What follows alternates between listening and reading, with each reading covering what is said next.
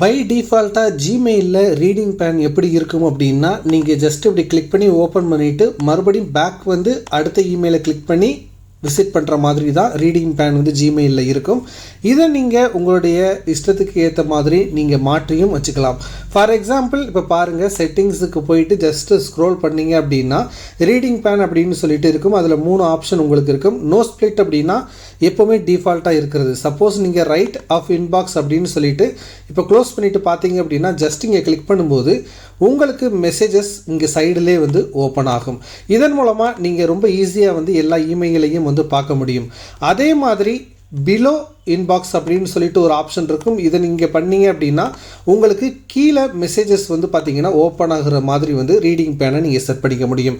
இந்த மாதிரி ஜிமெயிலில் ஏகப்பட்ட டிப்ஸ் அண்ட் ட்ரிக்ஸ் வந்து இருக்குது. அது எல்லாத்தையுமே சேர்த்து ஒரு வீடியோவாக போட்டிருக்கேன்.